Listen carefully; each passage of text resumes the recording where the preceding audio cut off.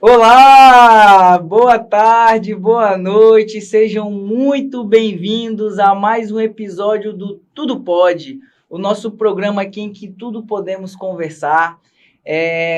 Quero agradecer já logo a audiência da galera que está entrando aí, tá? Quero falar também que a gente parou aí um tempinho por problemas de saúde, eu estava com um probleminha no olho, mas estamos de volta e hoje de volta super por cima, com um convidado especialíssimo que além de meu amigo, é empresário, é pecuarista, é técnico em zootecnia e também está terminando o bacharelado em zootecnia, né? Matheus Serrati, meu Isso mesmo, amigo. Fabinho. Muito obrigado, tá, por ter Eu que aceitado o agradeço, convite, cara. por ter vindo aqui ao programa, contar um pouco da sua história, da sua trajetória, Sim, do seu sim. trabalho, né? Dos trabalhos que você vem fazendo. E, Matheus, a galera deve estar entrando aqui agora. Para quem não conhece, vamos falar um pouco aqui para quem não conhece, né, do nosso programa. Quem não conhece aqui o Tudo Pode é um programa em que a gente tenta sempre trazer pessoas da nossa região que são destaques na sua área, né? E além de ser meu amigo, eu lhe acho uma pessoa super destacada porque eu vi sua trajetória, conheço. Obrigado, meu Hoje as amigo. pessoas vão conhecer um pouco mais, né, da sua trajetória. Enquanto a galera tá entrando aí, Matheus, conta. Obrigado, Fabinho. Boa noite também aos espectadores. Queria agradecer e também a oportunidade de estar aqui hoje no programa, contando um pouquinho da nossa história. Isso é importante, né, cara? A gente Sim, transmitir também o que a gente viveu para fazer uma imagem mais clara aí para todo mundo que vê a gente. com toda certeza. Show de bola. Matheus, já para a gente ir começando aqui, né, o nosso podcast, eu queria que você contasse um pouquinho da sua história para a galera ir te conhecendo um pouco mais, né? Até eu conhecer um pouco mais da sua história, né? Sim, com certeza. Cara, então vamos começar do início, né? Começar lá de trás, vou falar um Como, pouquinho da minha infância e a como diz gente o ditado, né? Começar do começo. começar do começo, é melhor, né? Que daí fica mais bem embasado para o pessoal entender direitinho como é que Sim, aconteceu. Então, cara, vamos lá voltar na nossa infância. Eu nasci em Porto Velho, sou daqui, sou filho aqui do Rio Madeira, filho de Porto Velho. E quando eu tinha 2 anos, eu me mudei para de Paraná, mas foi um período curto, que eu fiquei lá. Eu fiquei um período de mais ou menos 2 anos, que nós fomos em virtude do emprego do meu pai. Na época ele tinha se formado em engenharia elétrica e minha mãe é biomédica, e ele passou num concurso e foi pela Eletrobras, que antigamente chamava Seron, né, que era as sim, sim, sim. centrais elétricas de Rondônia. Ele sempre teve lá, só teve esse emprego assinado na carteira dele até hoje. Depois como diretor da Energisa, quando a Eletrobras fechou, né? Mas então, voltando, nós nos mudamos para de Paraná, e em virtude desse emprego dele, por lá nós ficamos 2 anos, então ele foi chamado de volta para Porto Velho. E por coincidência, uma coincidência boa, minha mãe também tinha feito um concurso, e cara, incrivelmente, no mesmo ano, ela foi chamada também de volta para Porto Velho. Que legal. Tem coisa que é coisa do destino mesmo, né? Sim, é muito Deus, na verdade, na vida das Quando pessoas, as né? coisas vão se encaixando assim, as coisas vão dando certo, assim, Sim, sem pretensão. E o meu pai foi um cara que ele teve uma história muito bacana no Eletrobras, porque ele foi um cara que começou como um simples concursado, depois ele veio e se tornou gerente da empresa, se tornou gerente geral, depois se tornou diretor e até chegou na presidência da empresa, da Eletrobras Distribuição Rondônia, e foi o último presidente. E, cara, ele sempre teve uma história limpa, uma história sem manchas, né? Uma isso é história assim verdade. que me orgulha muito, Uhum. e é um ídolo para mim. É um ídolo para mim. E lá atrás, cara, a gente, não é todo mundo que sabe, mas a gente teve uma infância um pouquinho difícil também. Não financeiramente também a gente não era privilegiado, mas nunca passamos necessidades. Sim, Então, sou muito grato por isso também. Mas eu tive um caso clínico quando eu era mais novo, em conta do decorrer de uma falta de oxigenação no meu parto. Eu nasci um mês antes, mais ou menos, e tive um problema que os médicos diagnosticaram. Eles não disseram que era uma paralisia, porque se fosse uma paralisia, eu já não andaria. sim. Então, não, nem leve, não era nenhuma paralisia leve. Eles, na época, classificaram como uma fumaça, mas nós não conseguimos ter um diagnóstico Uhum. do que era. Visitei vários hospitais aqui no Brasil, em vários lugares do Brasil. Cheguei para os Estados Unidos, em Dallas, com a ajuda da minha tia Ruth, que morava lá na época. Fomos para lá fazer uma biópsia também, fiz uma biópsia dos meus músculos e nada se diagnosticou.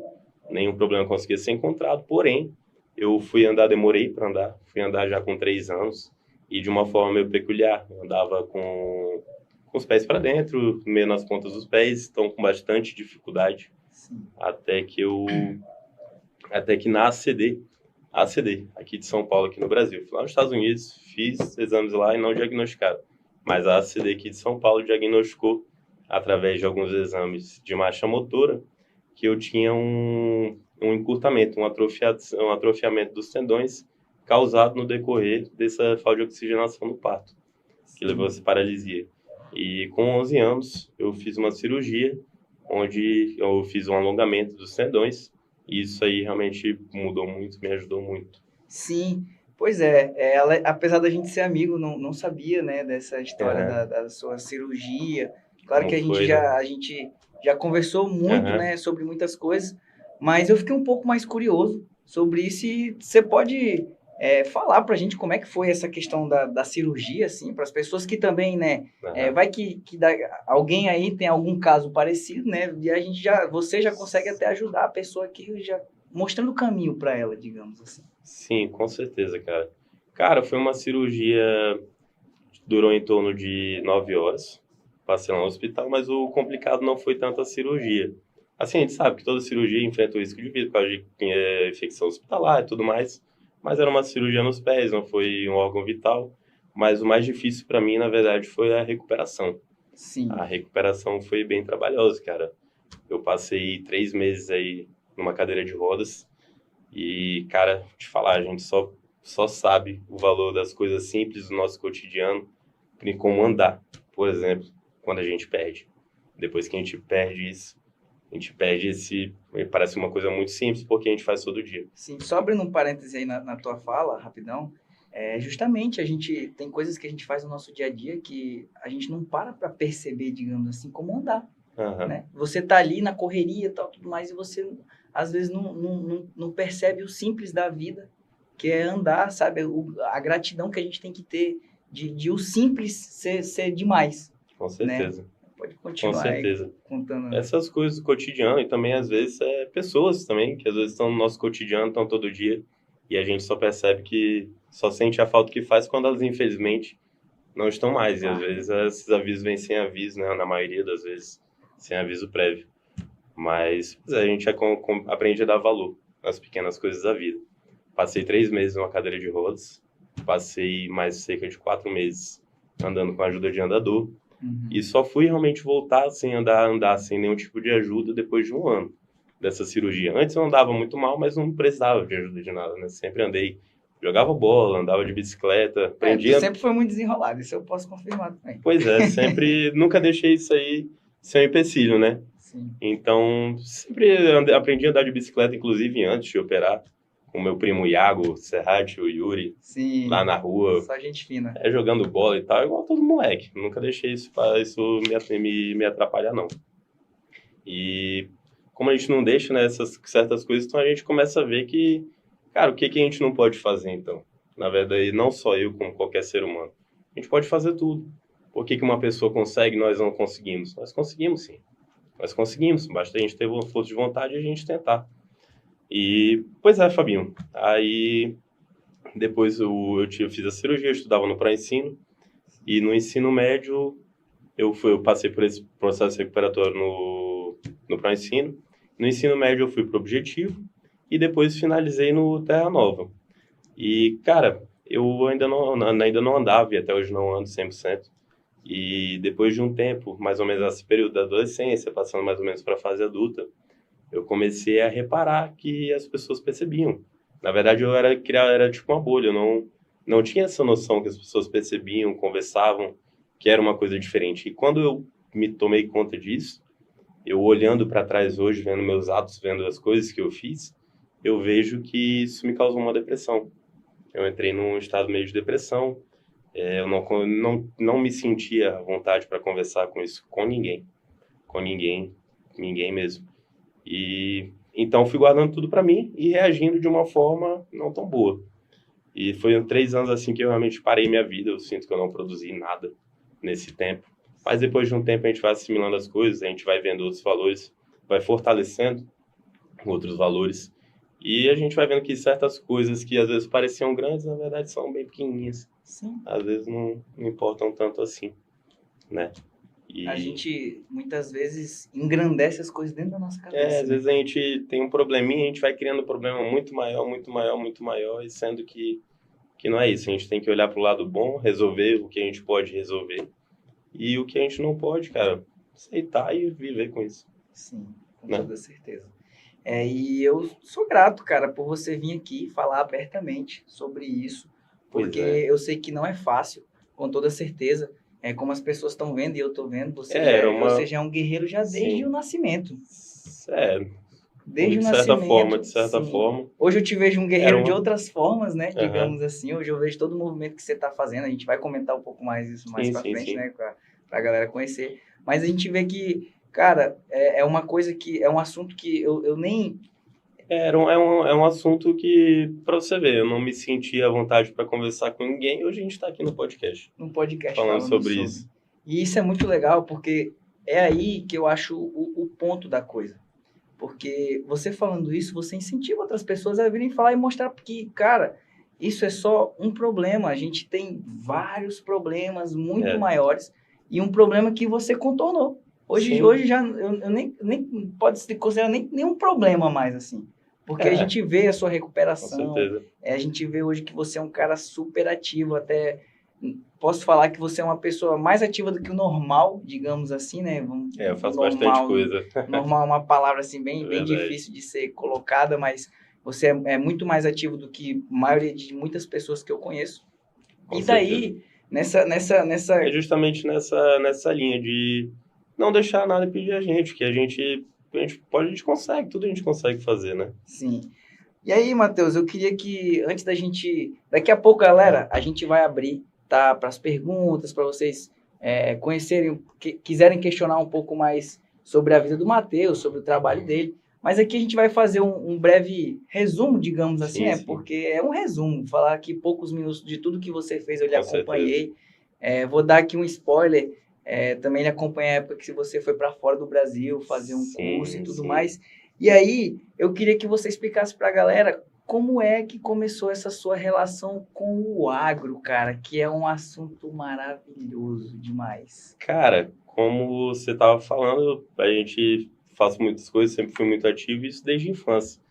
Cara, começou, na verdade, de uma forma eu sempre tive muito esse contato com a natureza, desde que eu era pequenininho, bebezinho. Meu avô, pai do meu pai, o falecido seu Jovelino, ele sempre foi pescador, ele era praticamente um índio mesmo, sabe? Parece que é praticamente da aldeia. Então... O ribeirinho de verdade. De verdade. E aquele que fazia farinha e tal, tudo mais. Sim. Ele sempre gostou muito de pescar, e eu amo pescar. Isso é verdade. Essa paixão aí, com certeza, é verdade. Essa paixão aí, com certeza, vem de berço. Não só do meu pai, mas com meu avô também. Meu pai também ama pescar, sempre amou, sempre foi muito presente. Então, ele sempre me incentivou, a gente sempre teve esse contato com a natureza. Mas, além disso, meu pai ele sempre teve chácara antes, mas era um meio de lazer, né? Uhum. Era um meio de lazer que a gente tinha. E ele tinha uma criação de carneiros, na época lá no sítio que nós tínhamos. E eu sempre estava lá, sempre estava todo final de semana fazendo casqueamento, cura dos carneiros. Sempre gostei, amei de estar lá cuidando do pé dilúvio, essas coisas do meio animal. E nesse mesmo sítio a gente pescava, a gente sempre estava ali jogando bola com os primos, com a família. Então eu sempre tive esse contato com a natureza, mas eu nunca pensei antes que seria também uma forma de ganhar dinheiro, uma forma profissional de trabalho. Aí eu me mudei para os Estados Unidos, quando eu terminei o ensino médio. Eu me mudei para os Estados Unidos. Na época eu fui morar no Arizona, estudei na Arizona State University, que é a Universidade do Arizona. Que é uma referência mundial, por sinal. Na verdade é a maior faculdade dos Estados Unidos em número de pessoas, é o maior campus. Num campus só de 130 mil pessoas. Nossa. Então é muito grande. Eu estudei lá e nesse meio tempo, eu fui para lá basicamente porque eu não sabia direito o que fazer, então, em vez de fazer administração, eu fui fazer introdução para business de inglês. Fui fazer linguagem tradicional para business e passei um tempo lá e ia começar a faculdade de business no semestre seguinte, Só que aí nesse meio tempo, nesses 3 meses de férias, que lá as férias grandes são as do meio do ano, né? São 3 meses de férias.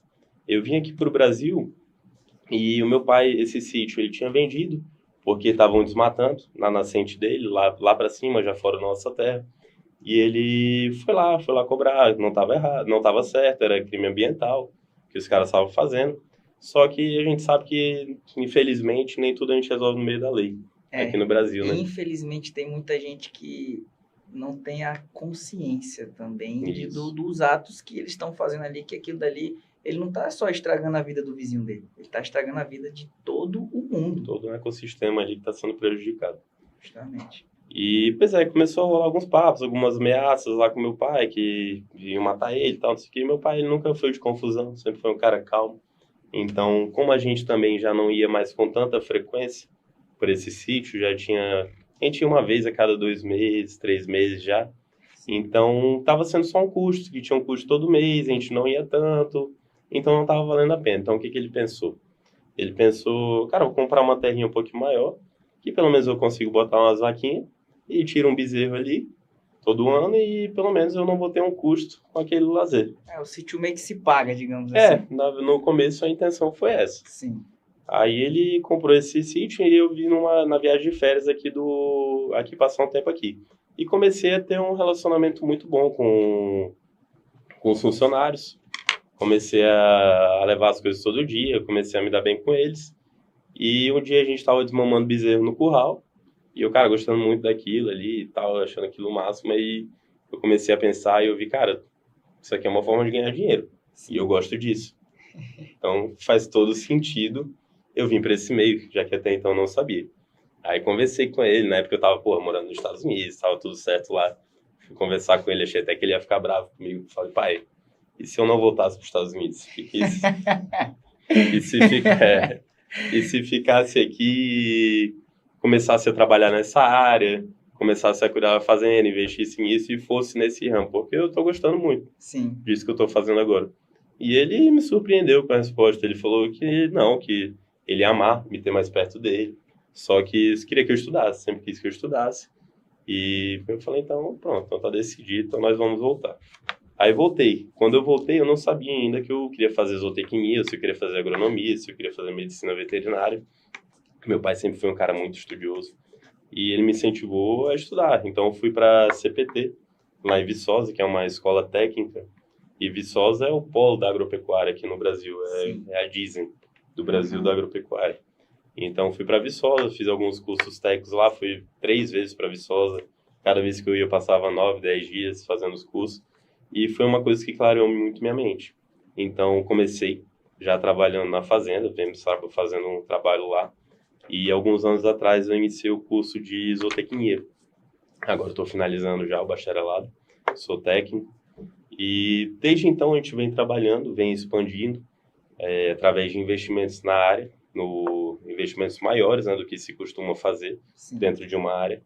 E através de linhas de crédito também, expandindo. E com maiores investimentos, obviamente se tudo for bem feito, a gente tem uma maior produção e um encurtamento de tempo. E através de ajuda também de linhas de crédito, como eu falei, nós conseguimos aumentar bastante nossa produção, encurtamos o tempo. E lembrando que aumentar a produção também numa área menor também contribui contra o desmatamento. Sim, genial isso. Pois é, a gente tem que perder aquela visão do pecuarista antigo. Aqui o pecuarista antigo, ele sempre pensa em crescimento vertical. Quanto mais eu desmatar, quanto mais eu abrir, mais produção eu vou ter. Sendo que às vezes aquela terra lá que ele está lá já tem 20, 30 anos, ele acha que ele nunca vai ter que repor o que ele consumiu de lá. Os nossos solos são tão férteis, isso não acontece em todo lugar do mundo, mas os nossos solos aqui de Rondônia são tão férteis que onde a gente derruba uma floresta, a gente joga um capim, que é uma diversidade que não é natural daqui do nosso solo, e a gente joga ele nasce e vem muito bem. Sim. E vem muito bem. Só que quando você vai consumindo aquele capim, na vaca, por mais que ela defeque ali, tenha aquele esterco de volta, uma parte do corpo dela consumiu aqueles nutrientes, aquela energia para gerar carne, para gerar gordura. Então você tem que continuar fazendo trabalho e repor ali. E eles não fazem nesse trabalho, a maioria não faz nesse trabalho de reposição, quanto muito menos de fazer uma adubação no primeiro ano. que é uma coisa que ali, cara, depende do quanto você investir. É uma coisa que pode aumentar 10 vezes sua produção por área, dependendo do seu investimento. Caraca. 10 vezes. Se você Bastante. fizer adubações corretas, fizer, por exemplo, um projeto de irrigação, isso aumenta. Você vai a média Brasil, hoje em dia, é de 0,7 UA. UA é a unidade animal, que são 450 quilos de peso vivo, Sim. que a gente conta. A média Brasil é 0,7 UA por hectare, sendo que numa pastagem de braquiária, sem irrigação, sem nada, só com o volume de chuvas que nós temos bem adubada, você consegue chegar aí 3, 4 UA facilmente. Nossa. Bem adubado. Em questão de 3, 4 vezes mais mais do que isso, porque é 0,7 a média, né? Então 5, 6 vezes. E se você irrigar, você consegue chegar a 10. Nossa, 10, 12 vezes. Então a gente vem fazendo esse trabalho, um trabalho consciente aí. E graças a Deus, hoje em dia, a Fazenda consegue pagar todas as suas contas. E além disso, ter um capital para investimentos futuros. Legal. Legal demais, meu amigo. Cara, esse é um assunto que me interessa demais, sabe? Porque quem não me conhece, e eu vou falar aqui, mas quem conhece sabe que eu gosto muito, vamos falar aqui entre aspas, né, da roça, cara. Eu vim do interior também, e quando eu vejo uma pessoa como você, assim, que sabe reutilizar a terra, porque a gente consegue fazer um planejamento sustentável. Eu li um livro, não vou me recordar aqui o nome agora, que nesse livro ele falava sobre alguns ciclos, né? Que antigamente, até hoje em dia, infelizmente, a gente tinha muito o costume de usar e não repor. Você utiliza da natureza, derruba, tira de lá e não repõe. E quando a gente faz essa questão do manejo, você consegue fazer o equilíbrio ali, você consegue produzir para você ter o ganho que eu digo não só financeiro, o ganho da carne, o ganho do leite, porque, cara, o leite é muito importante para a vida de muitas pessoas. Com certeza, o queijo, manteiga, requeijão, os biscoitos que a gente come, isso tudo são derivados de leite. Sim, queijo. Por mais que o pessoal só veja o leite em si, mas nós consumimos todo dia o pão que a gente come. Sim. Derivado de leite, tem vários derivados de leite. Sim, muito legal. E hoje em dia, Fabinho, o Brasil consegue triplicar a sua produção pecuária sem derrubar mais nenhuma árvore. Só depende realmente de assistência ao povo rural, ao povo tanto pequeno. O grande produtor, geralmente, ele já tem essa consciência, porque ele vai fazendo, vai tendo erro e ele vê onde é que é mais rentável para ele. O pequeno, infelizmente, não tem tanto essa consciência. E falta essa extensão rural. Sim. De chegar e ensinar como produzir da forma correta e também dar meios para o produtor conseguir produzir. Uhum. Legal. Nas nossas conversas aí de vida, você disse também que trabalha com locação de máquinas, né? No caso, máquinas. Eu queria que você falasse um pouquinho mais sobre essa questão da locação de máquinas e mais ou menos aí em quanto tempo que vocês estão nessa área, digamos, né? Uhum. Cara, esse negócio da locação de máquinas surgiu quando eu fiquei sabendo que eu ia ser pai. Meu filho Isaac. Lindo! Abraço, Isaac. Você é demais, cara. Gosto demais desse nosso menino. tesouro. E, pois cara, depois que, não sei se todo mundo muda assim, mas a minha cabeça me deu um baque muito grande quando eu fiquei sabendo que eu ia ser pai, foi meio repentino. Então, cara, no dia que eu fiquei sabendo que que eu ia ser pai, eu faltei abrir um buraco no meu quarto. Tanto que eu andei para um lado e para o outro, andando para lá e para cá, e pensando, e agora, meu Deus, o que eu faço? Sim. E, cara, e depois aí eu vi, assim, que a gente começa a ter um pensamento que nada tá bom, a gente precisa ter mais, a gente sempre quer dar o melhor. Só abrindo a gente quer dar uma vida melhor do que a gente teve. Isso é um fato. Né? Só abrindo um outro parênteses na sua fala, eu lembro quando eu fui conhecer o Isaac, eu vou contar essa história aí pra galera. Eu fui conhecer o Isaac justamente na fazenda de vocês, né? Você me convidou. Na época, galera, eu tava com a perna quebrada. Então, assim, eu não saía muito de casa, né? Eu fiquei 5 meses de recuperação. E aí você foi uma das pessoas que me deu a oportunidade de sair de casa, porque aqui na cidade eu saía para comer, digamos assim, até porque não era muito legal ficar com a perna muito para baixo, que inchava, essas coisas, né? E aí, gente, o Matheus falou assim, Fábio, vem aqui, vem conhecer o Isaac, vem conhecer aqui a fazenda também, que eu não conhecia, né? Uhum. E daí a gente foi conhecer a fazenda, cara, foi um dos dias mais felizes da minha recuperação. Eu acho que eu nunca te falei isso, mas foi um dos dias mais felizes da minha recuperação, o dia que eu conheci o Isaac, porque nesse dia, a gente também é meio maluco, né, digamos assim. Nesse dia tu me deu o quadriciclo, cara, e eu de perna quebrada, a galera deu uma volta tão legal nesse quadriciclo. Quase não queria, tava parecendo uma criança, tava quase o Isaac lá em cima nesse quadriciclo. E aí dei uma volta, nossa, aquilo foi incrível pra mim, tá? Eu nunca vou esquecer do dia que eu conheci o Isaac, porque foi uma sensação tão de liberdade, porque primeiro que eu saí daquela, como você fala, de uma bolha, cara. Quando a gente tá ali naquele momento, a gente fica numa tensão, sabe? E você falou assim, sobre pensamentos, e você tá ali com a perna quebrada. Cara, passa tanto pensamento, assim, que você tem que estar cuidando dos seus pensamentos. Quem me ajudou muito nessa época aí também foi minha mãe. Sim. Minha mãe foi uma guerreira que não deixou desistir em mesmo momento nenhum. Ela foi a principal lutadora dessa luta aí. Desde quando eu era criança, o pessoal falava, não, que eu só olhava para um lado, né? Quando me chamava, saía gateando, só olhava para um lado. Aí ela percebeu já isso desde antes de eu ter idade para andar. E ela já vinha e tal, ficava naquela mente dela, matutando. Todo mundo dizia que não, que ela era mãe de primeira viagem e tal e tudo mais. E ela sempre buscou ajuda, buscou ajudar. E ela que me acompanhava nas fisioterapias, na cirurgia, na recuperação, foi ela que sempre esteve do meu lado. Então, minha mãe foi uma guerreira aí nessa área também. Aí, só para terminar aqui, galera, eu me senti, assim, tão livre, porque eu peguei esse quadriciclo, eu sumi, eu ia sozinho, assim, para dentro das coisas. Nossa, foi muito legal. E eu nunca vou esquecer do dia que eu conheci o Isaac, além de ser, como eu falei, um menino totalmente lindo. Quem vê se apaixona, assim, ele é elétrico, ele é elétrico.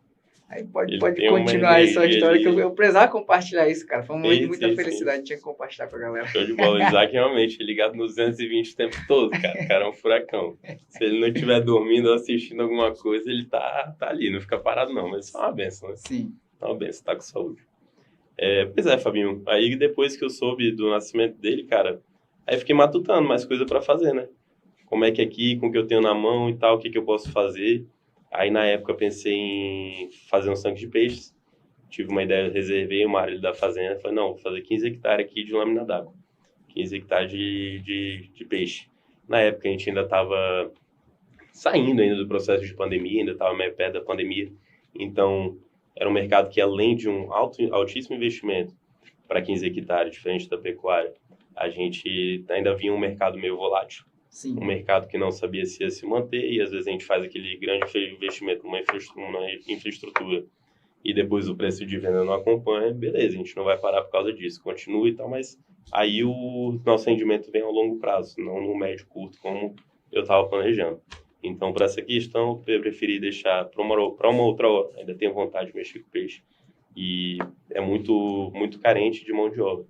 Aqui, principalmente para a piscicultura, que é um ramo que depende de 90% de mão de obra. E aqui é um lugar muito forte de piscicultura ainda, digamos assim. Sim, com certeza. Somos um dos maiores produtores de pescado da região norte. Sim. Então, somos muito fortes, sim. E, pois é, aí pensei nisso e o tempo todo pensando e tal, como é que eu vou fazer mais alguma coisa. Expandimos a fazenda mais um pouco. Mas o gado ainda é um negócio de médio e longo prazo, de uma rentabilidade média, digamos assim, né? E eu queria mais alguma coisa logo para o momento, né? Então, quando a gente começou a fazenda, quando a gente começou com um espaço menor, que o meu pai tinha começado, né, com aquelas ideias das vacas, para ter um retorno e não ficar tendo aquele custo todo mês. E depois nós fomos abrindo. Abrimos algumas áreas legalmente podia abrir, em outras reformamos, outras fomos trabalhando através de linha de crédito também. E compramos maquinário. Compramos um trator agrícola na época, e uma pá carregadeira, e todos os implementos necessários para a pecuária. Compramos grade pesada, grade niveladora, calcareadeira, pulverizador, semeadeira, subsolador, broca para carregar estaca, tudo que você imaginar para pecuária, a gente tem.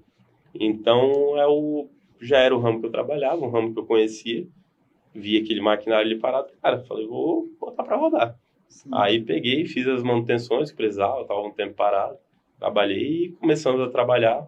E há uns 3 anos estamos aí já crescendo bastante, adquirimos mais máquinas. Sim. E vem dando certo também, graças a Deus. Legal, muito legal. Matheus, eu queria sair um pouco desse assunto, digamos assim, porque é um assunto que me interessa muito. Se deixar, nós vamos falar só disso aqui. A galera... Mas, cara, eu também te trouxe porque eu tô vendo você fazer um movimento numa área que também, para quem me conhece, sabe que eu amo demais, que são ações sociais, cara. Tô te acompanhando, você sabe que eu vou lá, comento suas coisas, né? Falo, ó, mano, isso aí é legal demais, vai pra cima. Sim, bacana, dá uma força. E eu queria saber da onde que surgiu essa vontade de você fazer essas ações sociais ali, principalmente voltado para a área rural, né? Digamos assim, porque eu vejo você movimentando muito ali a região de vocês. E, cara, eu vejo os vídeos, eu fico assim, maravilhado, porque eu vejo o sorriso no rosto das pessoas e eu fico, poxa, eu sou muito feliz que o meu amigo está conseguindo abençoar a vida de outras pessoas, né? Então eu queria saber assim, de onde que surgiu essa vontade de ações sociais? Cara, isso, curiosamente, o pontapé inicial disso aí também foi através da locação de máquinas. Quando a gente começamos ali só na região, né? Então, na região onde era a minha fazenda, sempre tive um relacionamento muito bom com a comunidade ao redor. Sim. Mas coisas menores que a gente fazia antes. A gente doava roupa, final de ano, dava uma ajudinha no Natal, no Dia das Crianças, né? Mas ajudas ainda menores. E trabalhando com as máquinas, eu comecei a ter um envolvimento muito maior com aquele público ali da região. Eu lembro que os vizinhos, eles gostam muito de vocês lá. Gostam. Bastante disso aí, quando eu fui lá conhecer. Só gosta da gente. E, pois eu sempre ajudei cavalgadas deles, sempre dei novilha, eles faziam churrasco, todas essas coisas. Rapidão. Galera, a gente vai andar com o Matheus lá na linha, esse cara, ele a cada 500 metros, ele tem que alguém já fala, ei, Matheus, já para, conversa, fala, legal. Verdade. Pois cara, então o pontapé inicial foi aí, porque a gente começou a ter um contato muito maior com o público. Como os nossos serviços eram menores no início, eram serviços de 2 hectares, serviços de 3 hectares, então era serviço que 1, 2 dias a gente terminava e pulava pro vizinho. E fomos rodando ali, tendo um grande contato com o pessoal ali da região. E, cara, a gente começa a estar mais perto com as pessoas e começa a ver as dificuldades reais, pessoais delas. E eu comecei a me aproximar de algumas lideranças de uma forma natural. Uma forma que... O que são as lideranças? Pessoas que conhecem muitas pessoas. Então, essas pessoas, elas arrumavam serviço para mim. E, em troca disso, eu dava ali uma comissão na sexta-feira, R$100, dava uma carne, para quem sabia que bebia, dava uma cerveja, e a gente foi criando um relacionamento muito bacana ali naquela região. Até que algumas pessoas vieram me perguntar de algumas pretensões minhas, eu falei que até aquele momento, eu não tinha pretensão nenhuma, assim, além de ajudar. E fazer algum serviço para quem eu via que precisava. E, cara, a gente vê que em todo lugar tem gente boa e tem gente ruim, com certeza. Sim. Mas, no geral, cara, são pessoas muito trabalhadoras, pessoas que realmente só precisam ali do básico para poder deslanchar e, infelizmente, não tem isso. Então, algumas coisas, assim, vão indignando e a gente vai tentando fazer o que a gente pode com o que a gente tem na... E, de algum tempo para cá, nós começamos a expandir essas ajudas. Bastante. Pois começamos a trabalhar não só na nossa área, mas também em outras áreas. Inicialmente nesse meio rural, que eu sempre fui apaixonado, sempre gostei desse meio, e é onde eu sei trabalhar, onde eu entendo os maiores gargalos. Quem te conhece sabe que, cara, a gente vê que você se identifica ali de verdade, parece que você faz parte mesmo desse meio. Assim. Realmente faço. E, viemos fazendo alguns eventos, e agora, no final do ano, vamos dar mais uma ajuda, Natal Solidário, dentre outros eventos. E agora estamos construindo aí um novo projeto para ano que vem, e tem um novo capítulo aí dessa história para ser construído ano que vem. Show de bola. Eu sei um pequeno spoiler aí disso aí, mas vamos deixar isso para um próximo convite, para a galera também saber um pouco mais. Sabe por quê, Matheus? Daqui a pouco a gente vai chamar o intervalo, vamos interagir com a galera, com toda certeza. Mas eu queria que você compartilhasse com a gente uma parte da sua história que, particularmente, eu acompanhei muito, né? Que eu queria saber sobre a questão... Quando você foi para os Estados Unidos, cara, fazer aqueles estágios, porque, assim, eu via você publicando as coisas, a coisa mais linda do mundo, assim, questão de gado ali, né? Então você podia falar um pouquinho mais desse... Na verdade, eu tô muito curioso para saber disso, eu tenho certeza que a galera também tá muito curiosa para saber disso. Com certeza. Cara, então, essa foi a segunda vez que eu fui para ficar assim, nos Estados Unidos, né? Primeiramente, eu fui naquele tempo, como eu te falei, para fazer business, estava fazendo introdução para business. E aí voltei e agora, alguns anos atrás, se não me engano, foi em 2020 ou 2021, eu fui fazer um estágio realmente numa fazenda de leite lá. E isso começou de uma forma meio peculiar, cara. Não foi, tipo, através da faculdade, não foi através de nenhuma empresa que eu fui fazer isso, foi numa pescaria. Foi numa pescaria, eu consegui esse estágio. Na época, o meu pai e o meu falecido tio Felipe, eles estavam com um projeto de abrir um hotel de pesca aqui. Esse meu tio Felipe, ele foi mundial... Felipe Marsteller, é o nome dele. Sim. Ele foi mundialmente famoso na pesca esportiva, ele é americano, pais americanos, tudo mais. Que massa! A irmã do meu pai, no caso, que era casada com ele realmente é americano 100%. E ele sempre amou a Amazônia, os pais dele eram missionários, então ele estava aqui sempre quando era criança e ele tem também essa paixão pela Amazônia. Então ele sempre gostou de trabalhar aqui e a gente estava planejando voltar com a atividade da pesca. Não eu, na verdade, esse não era um projeto meu, era um projeto dele e do meu pai, mas eu fui ajudar na comunicação, principalmente quando nós trouxemos um primeiro grupo de testes aqui para o Brasil. Trouxemos um primeiro grupo de testes de 8 americanos. A gente não tinha intuito de divulgar no Brasil, era mais com os clientes dele, realmente, nos Estados Unidos. Uma experiência, né? Mais assim. Era uma experiência que a gente queria criar, realmente uma experiência, não só a pesca. Uhum. Uma experiência de Amazônia, realmente, entendeu? Sim. Os animais, também tinha fotografia dos animais, tudo mais. A gente realmente queria causar isso neles. E esse meu tio, ele infelizmente, ele faleceu ano passado. Era um tio que eu tinha muito contato, eu gostava muito dele, era um ídolo também para mim. Ele, o cara, ele era da Forças Especiais do Exército Americano, o cara era Black Hawk, ele era piloto de helicóptero, né, do Exército Americano. Caiu 2 ou 3 vezes de helicóptero, tinha a costa toda perfurada, toda com os pinos, toda... Nossa Senhora. Mas ainda continua, tem história. Não, se parasse para conversar com ele, cara, era a noite toda ele falando. E você não cansava de ouvir. Sim. Que era cada história, cara, que realmente era bacana demais.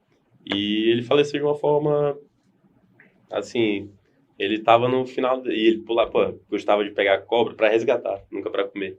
Jacaré, crocodilo, pulava em cima mesmo, agarrava. Nossa Senhora. Pois é, e morreu de uma forma muito tranquila. Ele tinha um sítio no Tennessee, um rancho no Tennessee, né? Uhum. Onde ele construiu um laguinho de pesca também para ele, que ele gostava muito de pescar. Construiu um laguinho ali, soltou uns peixes ali para ele pescar.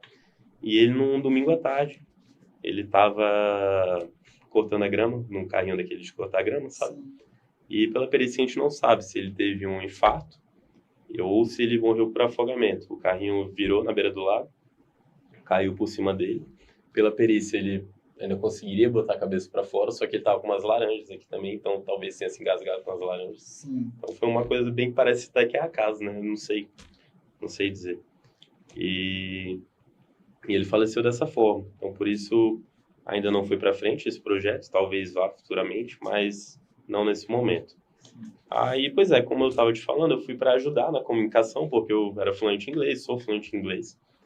E fui ajudar ali meu tio para estar comunicando com eles, e lá eu conheci o Dan Simmons, que era um americano que morava lá em Nevada, na cidade de Pahrump, ficava a mais ou menos 1h30 de Las Vegas.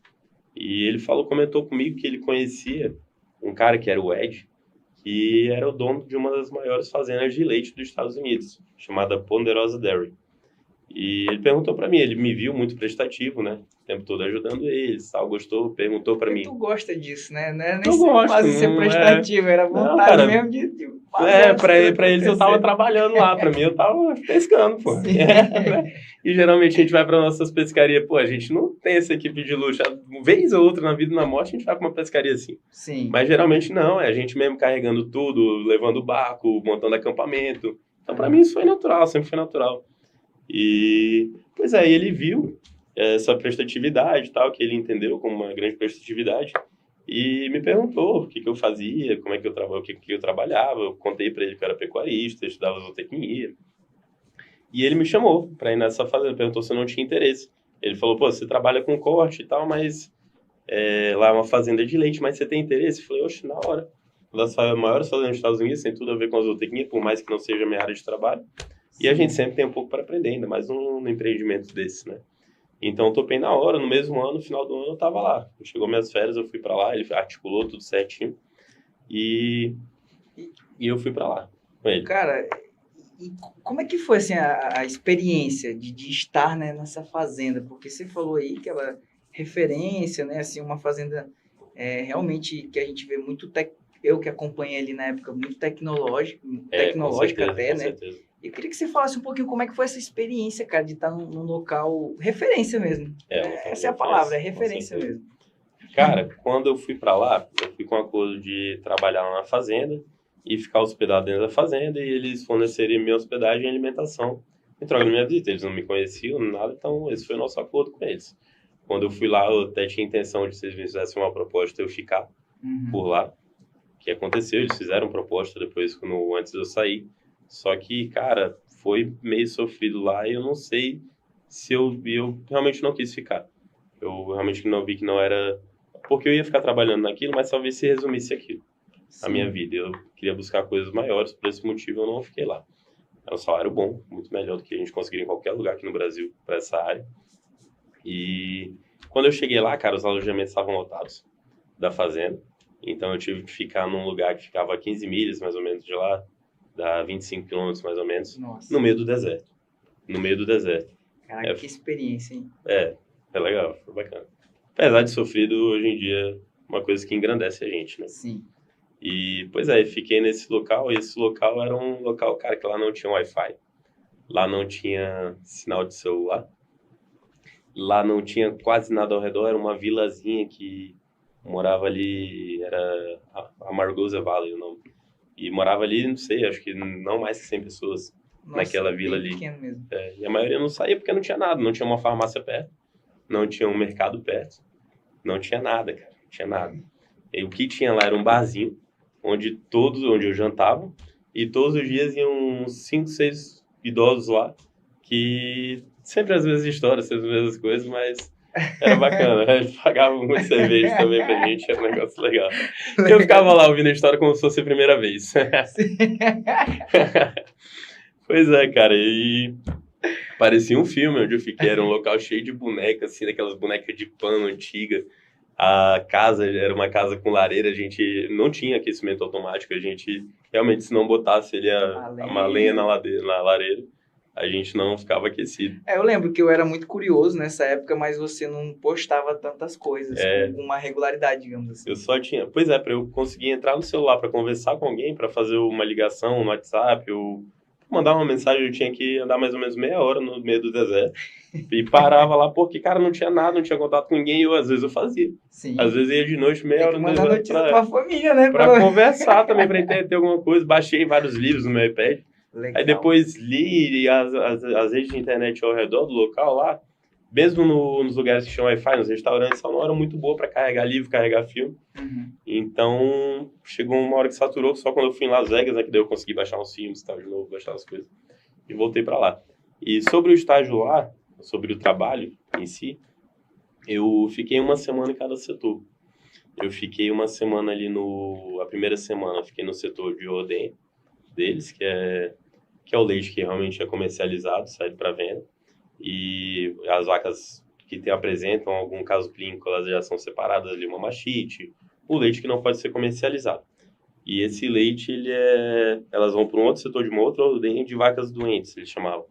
Nesse setor de vacas doentes, aquele leite que era tirado ali servia de aleitamento para os bezerros.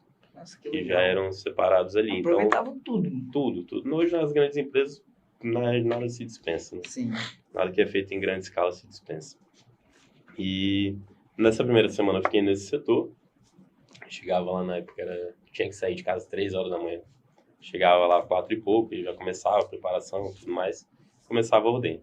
Na segunda semana eu fiquei no setor de berçário.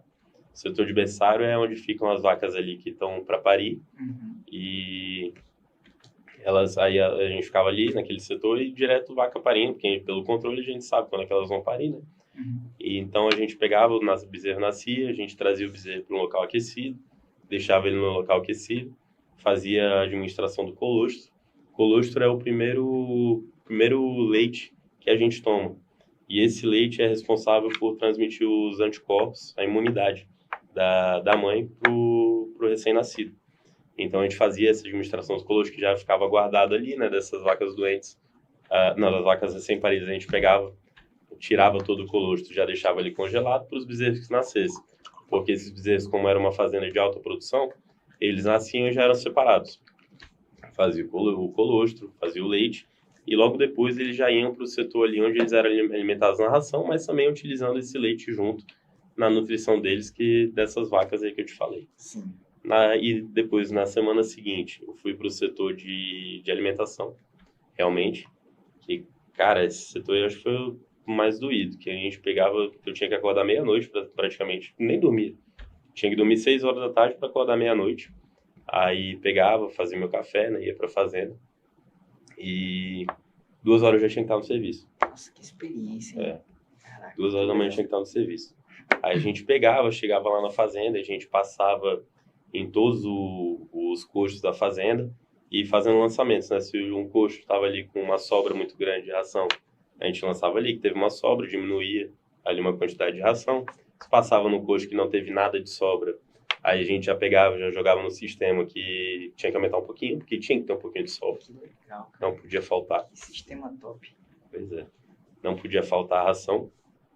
E depois de fazer toda essa leitura de coxos, de todos os coxos, a gente ia ali para o setor de onde fazia o carregamento dos caminhões. Aí já estavam todos os insumos, ali eles usavam muito alfafa, milho. A gente pegava, fazia o carregamento, abastecia os caminhões durante a parte da manhã, até 10 horas da manhã mais ou menos. E esses caminhões iam pegando e enchendo os coxos da fazenda. E na parte da tarde, a gente pegava e íamos nós mesmos em outros caminhões para continuar fazendo esse abastecimento, fazendo o outro refit deles. E, cara, basicamente foi isso que a gente passou lá. Nossa, que show de bola. Cara, Matheus, se deixar, eu vou ficar perguntando aqui porque, além de acompanhar um pouco a sua história, né, eu sou muito curioso sobre isso, você sabe que eu sempre perguntei bastante, né? Mas, galera, eu vou chamar o intervalo daqui a pouquinho, só quero aqui, primeiramente, agradecer sempre os nossos patrocinadores, né, a Brasil Digital aí, que é responsável por estar levando toda essa informação para a galera de casa. Bacana. Rondocap, tá, galera? Aí, ó, para você que tem fé, a minha mãe já ganhou, hein? No Giro da Sorte do Rondocap. Bacana. Muito legal. Água Minalinda lá do nosso amigo Cleomildo. Nossa, esse cara é um cara incrível. E assim, Matheus, eu vou chamar um intervalo aqui rapidinho pra gente se organizar pra ver o que a galera tá comentando. Show de bola? Show de bola. Pessoal, intervalo rapidinho, fechou? Pra gente se organizar e começar a interagir aí com vocês. Até mais. Já, já. Com muita força e tecnologia para levar água e seus predicados mais puros para a população. Conheça a água mineral Minalinda. Saborosa por natureza, com o melhor pH da região, 6,15. Vamos ouvir agora o que o Dr. Queiroga tem a dizer. Eu só bebo água mineral com pH acima de 6. Eu só bebo Minalinda. Captadas de fontes subterrâneas em uma área realmente preservada em meio à natureza. Minalinda tem infraestrutura moderna, tecnologia de ponta e pessoas capacitadas, garantindo comprometimento com a qualidade e a excelência. A água mineral Minalinda é armazenada em tanques de aço inoxidável, filtro de ar microbiológico e sistema de controle de nível digital. Os equipamentos de envase garantem o processo automatizado e avançado para que a água se mantenha pura e intocável. As rigorosas análises físico-químicas e microbiológicas validam a qualidade de todo o processo produtivo. Envasada em embalagens que variam de 300 ml a 20 litros. Beber água mineral natural da fonte traz muitos benefícios ao metabolismo do corpo. Tenha saúde. Água mineral Minalinda, a única de Rondônia com o maior pH. Estamos de volta, galera! Agora vamos... Matheus, tô muito feliz em você ter compartilhado aí um percentualzinho da sua história, né? Como a gente Feliz fala também brincando poder ter assim, né? essa oportunidade de compartilhar um pouco da nossa história. Legal. Como a gente fala brincando assim, né? A unha do dedinho do pé aí da história, com certeza. digamos, compartilhar um pouquinho. Mas, cara, eu tô curioso pra saber o que a galera tá comentando aí. Bora ver aí. Tava falando, eu não tô conseguindo acompanhar aqui, vai ser tudo de surpresa pra gente. Tá, vamos ver o que o pessoal tá falando com a gente. Rafael Rocha, olha o homem! Valeu, meu amigo. 2 caras fodas. E o terceiro falando, né? Aí fica bom demais. Olha, Tiaguinho, cara, o Tiaguinho, antes de comentar qualquer coisa ali, que eu nem li ainda. Tiaguinho é um grande amigo de mano, casa. O Tiaguinho, hoje a gente trabalha juntos e eu sou muito grato por estar compartilhando o dia com esse cara, mano. Esse cara ele sabe que eu admiro demais. Esse cara é sensacional. Grande abraço, Fabinho e Serrati. Tamo junto, meu Tamo amigo. junto, Tamo amigo. junto, Tiaguinho. Grato por estar passando os dias aí com você, da minha vida. Quem mais tá falando aí? Márcia Serrati, você é um príncipe vencedor. É minha madrinha, obrigado, tia. Olha só, eu também concordo que ele é um príncipe vencedor, hein? Isso nós temos que concordar. Olha só, meu futuro vereador, Thiago, olha aí, meu futuro vereador. Vamos deixar esse assunto guardado aí. Vamos deixar esse assunto guardado para um próximo programa, até porque a gente tem poucos minutos, tá? O Alif, já estamos até aqui brincando com o Alif, né? Que nós vamos pagar a coca, que hoje o programa aqui vai longe, pelo jeito, porque a galera tá comentando e tua história é muito massa, Matheus, muito massa mesmo. Obrigado. Esse é fera, ó o Dani, o homem, outro cara que eu gosto muito, tá? E legal, ó, muito feliz em saber que tá essa galera toda acompanhando a gente, hein? Nossos amigos mesmo. Cauê Pedraza, Terra Nova, fase boa, ótimas lembranças. Ótimas lembranças e ótimos amigos que a gente fez ali. Show de bola. Olha só, Pierre Suíca, mais conhecido como Pipi. Pipi. É o Pipi Papo 10. A gente não fala mais aqui, né? Show de bola, feliz por estar... Olha aí o Rod que já veio aqui no programa. Ô, meu amigo, nosso parceiro, grato, meu amigo. Grato por estar abraço, acompanhando. Fabinho. Pô, Fabinho não, Fernando. O Fernando, Rod. Pois é, cara, muito feliz que tem uma galera aí acompanhando a gente, né? Assim, nossos amigos, muitos em comum, muita gente também que tá acompanhando aí de fora. Já fiquei sabendo que tem gente lá de São Paulo. Não chegou a comentar aí, mas já chegou aqui, pingou no WhatsApp, né? Que a gente fala brincando assim. Legal.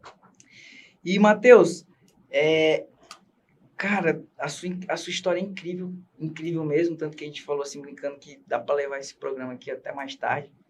Mas essa daqui eu vou te pegar de surpresa, digamos assim, né?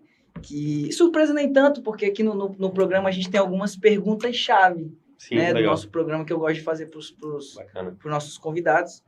Que é assim, Matheus, hoje a pergunta que eu quero fazer para você hoje a gente conhecer um pouquinho da sua história, cara, desde o ventre, digamos assim, né, até o dia de hoje. Sim. Toda a experiência que você teve aí, né, fora do Brasil, dentro do Brasil, dentro da Amazônia, que você é uma pessoa que eu vejo que respeita muito a floresta, você respeita muito a natureza, do jeito essencial dela ser. E aí, Matheus, eu queria saber o que o Matheus, hipoteticamente falando, né, que a gente sabe que não tem como, que aconteceu o que eu vou perguntar, mas hipoteticamente falando, né, o que você de hoje, o que o Matheus de hoje falaria para o Matheus lá de trás, quando começou com essa paixão, sabe, por essa área rural, que hoje já abrangiu a área social, digamos assim, porque você está fazendo ações. Então, o que o Matheus de hoje, sabe, com toda essa experiência, toda essa bagagem, todas essas dificuldades, todas essas glórias, né, conquistas, o que você falaria para o Matheus lá de trás, que começou com essa ideia de hoje, que hoje está... Para quem conhece o Matheus, cara, esse cara aqui é gigante de verdade. Cara, primeiramente, eu dizia continua, porque as coisas têm dado certo, estão dando certo. E como experiência, eu diria, escute a todos, mas escute de verdade.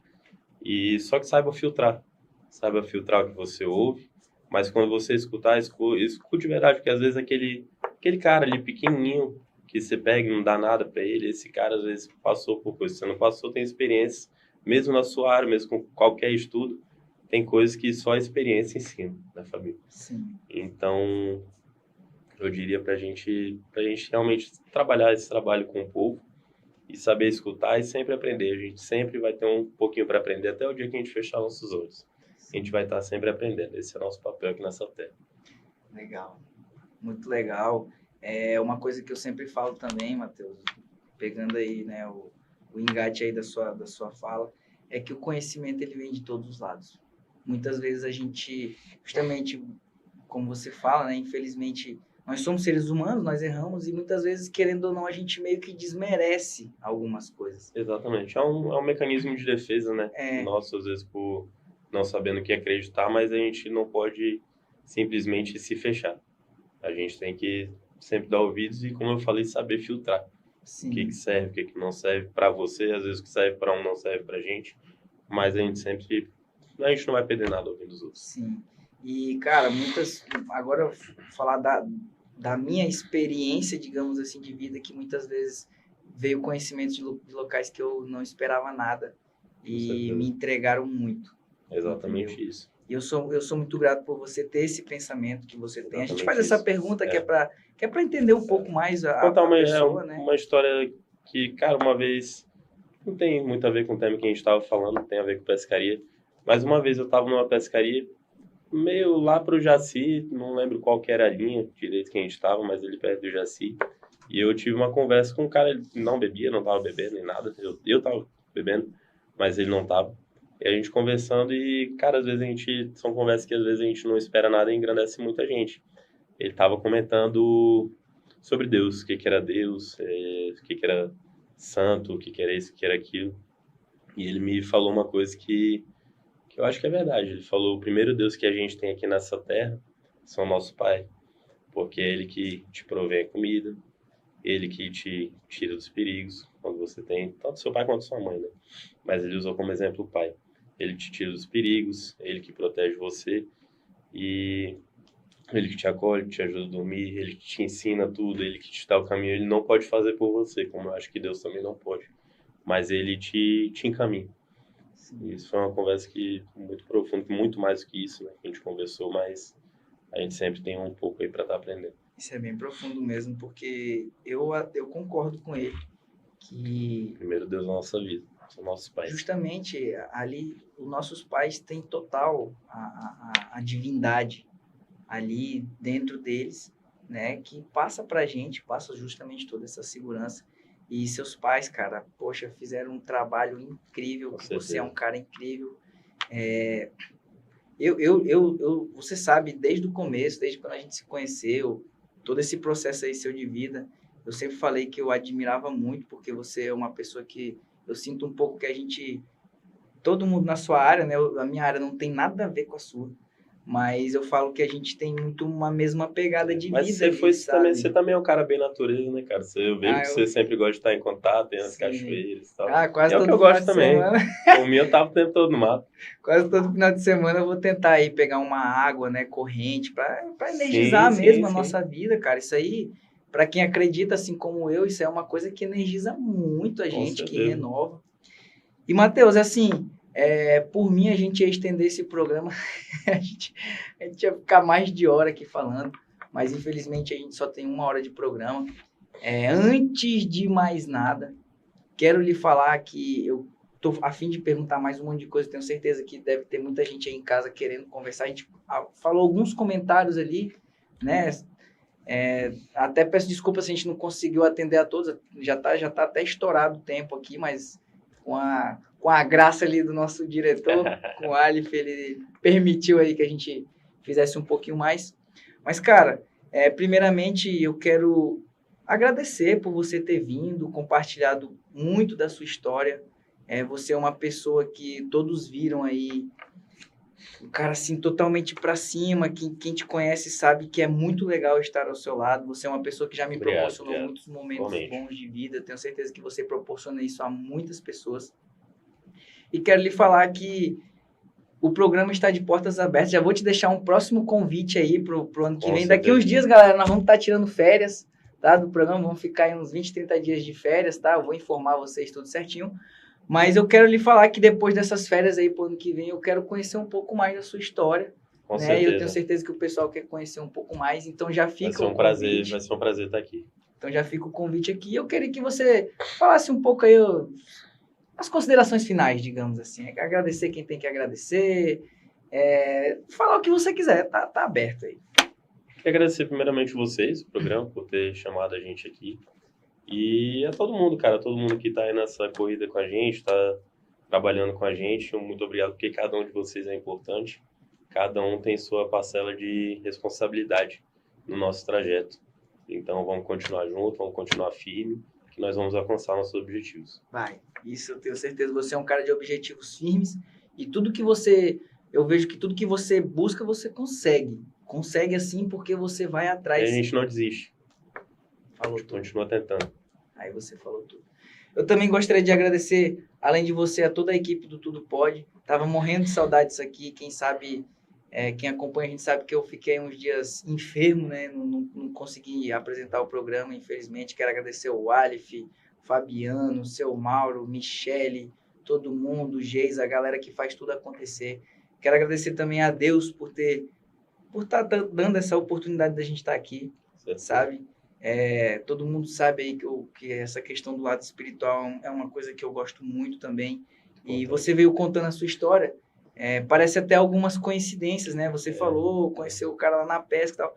Mas particularmente para mim, isso é Deus abençoando Certeza. quem tem um coração bom, né? Quem ele sabe que vai dar um retorno bom para esse mundo, cara. Porque esse mundo aqui hoje nós sabemos que há pessoas de todos os tipos. Exatamente. E achar pessoas como você, assim, com essa energia incrível, com esse Energia atrai trabalho a outra, incrível. né, cara? Poxa, olha só esse programa, cara. Eu queria estender ele aqui a muito mais. Mas Tá é isso, misturado. galera. Quero agradecer principalmente também a todo mundo que acompanhou a gente, tá? Quero agradecer aos amigos do Matheus aí que puderam... Cara, quando a gente... Vou compartilhar aqui, hein? Quando a gente fez a collab com o Matheus, né, lá no Instagram, com o Tudo Pode, meus amigos, eu vou falar, esse podcast ganhou seguidor, ó. Legal, que Uma- bacana. Na hora que tu aceitou a collab lá, cara, já começou a pingar, assim, seguidor. Eu falei, o que tá acontecendo aqui e tudo mais, quando eu vi lá a galera Que legal, cara. muito, assim, isso é bom saber, porque a gente vê que tem pessoas que estão por você, que acreditam em você, assim como eu acredito no seu potencial. Você é uma pessoa que já ajudou muito, eu sei que você vai ajudar muito mais ainda. Então, meu amigo, mais uma vez, muito obrigado pela oportunidade Eu de que estar agradeço. aqui com a gente, tá? Quero falar que você é uma pessoa que você vai muito mais longe. Ano que vem, a gente vai estar trazendo o Matheus aqui para falar muito mais projetos que a gente comentou ali nos bastidores, digamos assim, né? Aham. Comentou ali por cima, mas ainda não são projetos que estão bem concretos, né? Mas ano que vem eu tenho certeza Vai que concretizar. estarão, e eu estou muito certeza. feliz de você estar aqui, meu amigo. Muito obrigado, meu amigo. Beleza? Valeu, Ó, Fabiano. tamo junto. meu amigo. Galera, aguardo vocês terça que vem, se Deus quiser, Deus permitir, né? Infelizmente aí alguns a gente estava enfermo, mas terça que vem estaremos de volta, tá? Esse programa fica gravado para quem quiser acompanhar depois essa entrevista maravilhosa. O Matheus aqui falou impecável. Tudo que ele falou aqui foi impecável. Então, pessoal, quero falar a todos que fiquem com Deus, tá? Infelizmente nós vamos estar tendo que terminar o programa. E mais uma vez, meu amigo, sorte na sua caminhada, Obrigado. fé, batalha, Igualmente. luta. E muito obrigado a todos. Aguardo vocês terça-feira que vem. Forte abraço, fiquem com Deus e até mais.